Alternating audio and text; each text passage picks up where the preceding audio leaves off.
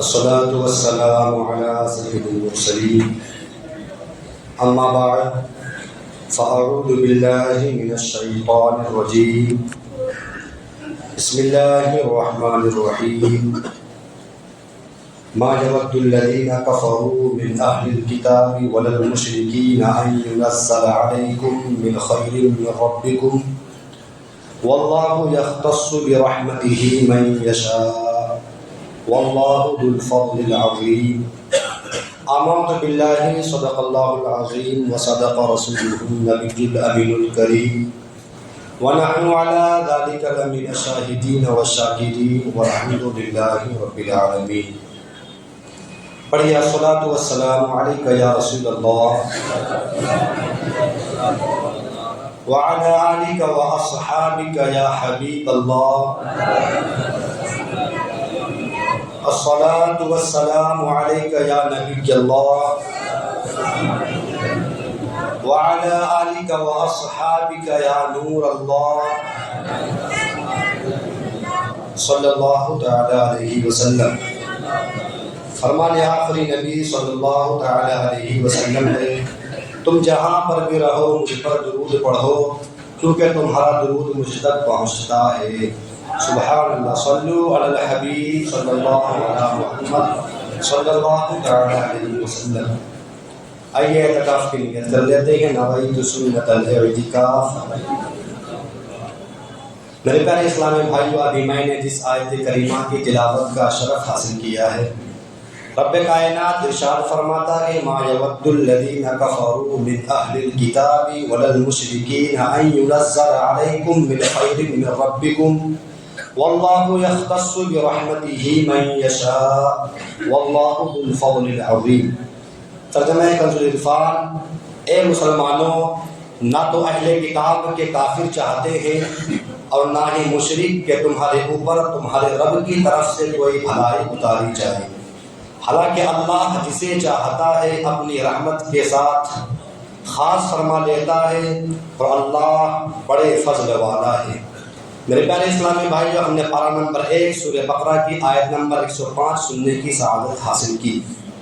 پچھلے جمعہ کو ہم نے سنا تھا کہ صحابہ کرام علیہم الرضوان کو جب محبوب ذیشان مکی مدنی سلطان صلی اللہ تعالی علیہ وسلم کا کوئی فرمان عالی شان سمجھ میں مشکل ہوتی تو وہ عرض کرتے راعینا یا رسول اللہ صلی اللہ تعالی علیہ وسلم، یعنی یا رسول اللہ صلی اللہ تعالی علیہ وسلم ہماری رعایت فرمائیے.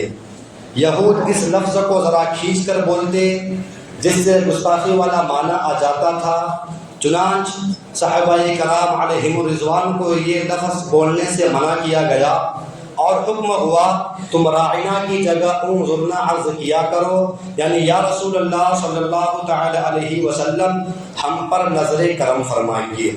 سوال یہاں یہ ہے کہ یہود اس لفظ کو بگاڑ کر گستاخی کیوں کیا کرتے تھے؟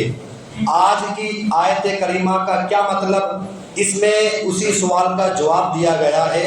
اللہ پاک قرآن مقدس میں ارشاد فرماتا ہے ما یود الذین کفروا من اہل الکتاب ولا المشرکین، یعنی اے مسلمانوں، نہ تو اہل کتاب کے کافر چاہتے ہیں اور نہ ہی مشرک، یعنی نہ تو اہل کتاب مثلا یہود و نصارہ چاہتے ہیں اور نہ ہی مشرکین چاہتے ہیں.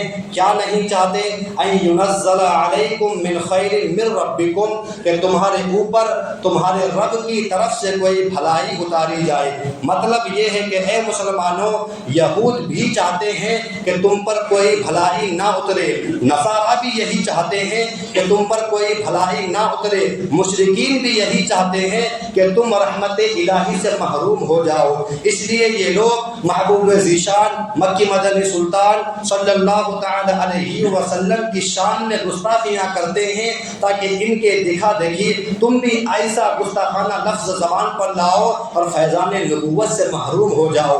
مگر یہ بدبخت جانتے نہیں ہے کہ اللہ پاک قرآن مقدس میں ارشاد فرماتا ہے واللہ یختص برحمتہ من یشاء واللہ ذو الفضل العظیم، حالانکہ اللہ جسے چاہتا ہے اپنی رحمت رحمت کے ساتھ خاص فرما لیتا ہے اور اللہ بڑے فضل والا ہے۔ میرے پیارے اسلامی بھائیوں، یعنی اللہ پاک جسے چاہتا ہے اپنی رحمت کے لیے خاص فرما لیتا ہے۔ اللہ پاک بڑے فضل والا ہے، لہذا یہ بدبخت لاکھ کوششیں کرتے رہے جنہیں رب کائنات نے اپنی رحمت اور فضل کے ساتھ خاص فرما لیا ہے، وہ عظمت شان مصطفیٰ کریم علیہ السلام کو جان ایمان بنا رکھیں گے اور رحمت الہی کی حقدار بنتے ہی رہیں گے۔ اس لیے تو میرے امام فرماتے ہیں پیش حق مزدہ شفاعت کا سناتے جائیں گے، آپ روتے جائیں گے آقا، ہم کو ہنساتے جائیں گے، اور خاک ہو جائے عدو جل کر مگر ہم تو رضا، دم میں جب تک دم ہے ذکر ان کا سناتے جائیں گے، دم میں جب تک دم ہے ذکر ان کا سناتے جائیں گے۔ میرے پیارے اسلامی بھائیوں، اس آیت کریمہ سے ہمیں چند باتیں سیکھنے کو ملی۔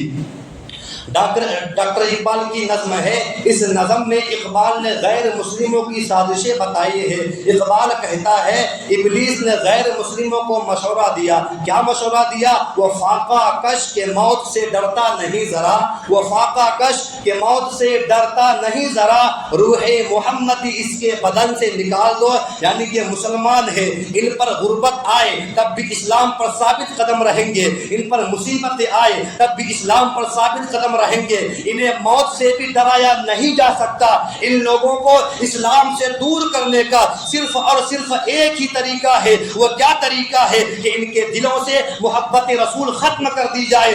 عشق کی شمع بجھ گئی تو مسلمان خود بخود راکھ کا ڈھیر بن جائے گا۔ بجھی عشق کی آگ اندھیر ہے، بجھی عشق کی آگ اندھیر ہے، مسلمان نہیں خاک کا ڈھیر ہے۔ میرے پیارے اسلامی بھائیوں، یہ بہت اہم بات ہے اور ہمیں اس بات کو بہت اچھے سے ذہنوں میں بٹھا لینا چاہیے کہ یہود خود گستاخ ہے، ان کو تورات شریف عطا کی گئی، یہ اس کے فیضان سے محروم رہے۔ حضرت موسیٰ علیہ السلام جیسے عظیم الشان نبی ان کی طرف بھیجے گئے، یہ فیضان نبوت سے محروم رہے۔ حضرت موسیٰ علیہ السلام سے لے کر حضرت عیسیٰ علیہ السلام تک ہزاروں پیغمبر ان کی طرف بھیجے گئے، انہوں نے گستاخیاں کی، نبیوں کے فیضان حاصل نہ کیا، آخر کیا انجام ہوا؟ اللہ پاک قرآن مقدس میں ارشاد فرماتا ہے وَضُرِبَتْ عَلَيْهِمُ الذِّلَّةُ وَالْمَسْكَنَةُ وَبَاءُوا بِغَضَبٍ مِّنَ اللَّهِ، ان پر ذلت اور غربت مسلط کر دی گئی اور وہ خدا کے غضب کے مستحق ہو گئے، یعنی گستاخیوں کے سبب، سرکشیوں کے سبب، انبیاء اکرام علیہ السلام کے بے ادبیوں کے سبب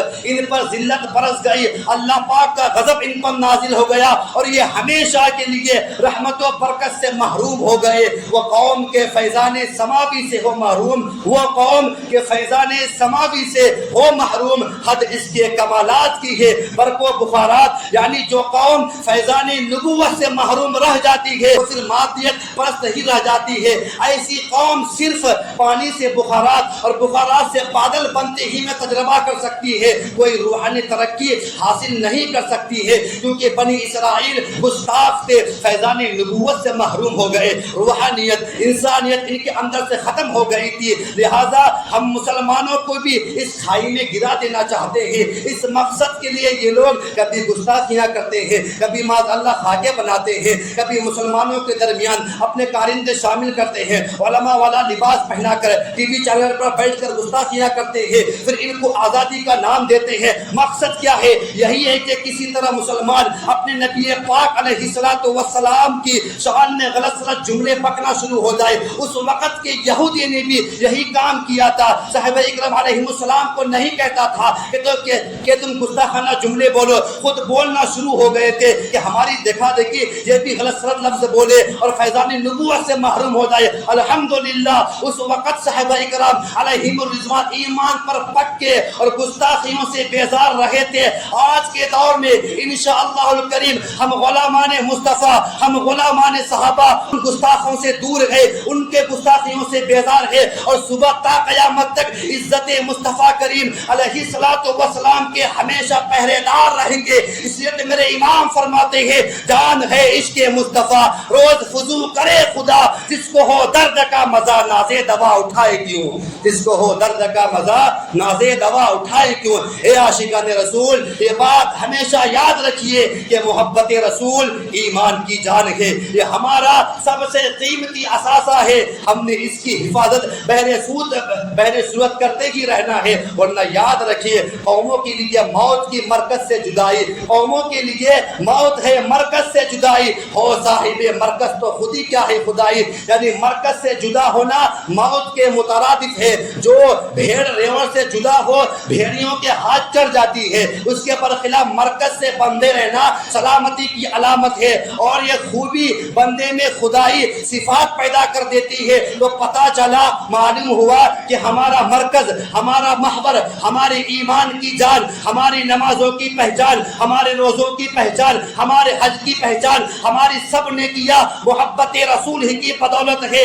اگر ہم اس مرکز سے جدا ہو گئے، یہ محبت دلوں سے نکل گئی، تو ہم فیضان نبوت سے محروم ہو جائیں گے اور دنیا سے یوں مٹا دیے جائیں گے کہ جیسے غلط لفظ صفحے سے مٹا دیا جاتا ہے۔ میرے پیارے اسلامی بھائیوں، اللہ پاک قرآن مقدس میں ارشاد فرماتا ہے وَلَا يَرْغَبُوا بِأَنفُسِهِمْ عَنْ نَفْسِهِ، اور نہ یہ کہ ان کی جان سے زیادہ اپنی جانوں کو عزیز سمجھے۔ یعنی اے مسلمانوں، محبوب خدا علیہ السلام کی ذات پاک پر اپنی جانوں کو ترجیح نہ دو، مشکل ہو، پریشانی ہو، شدت ہو، کیسی ہی صورتحال ہو، اپنے آپ کو محبوب خدا صلی اللہ تعالی علیہ وسلم کے قدموں پر ڈال دیا کرو۔ شاعر کہتا ہے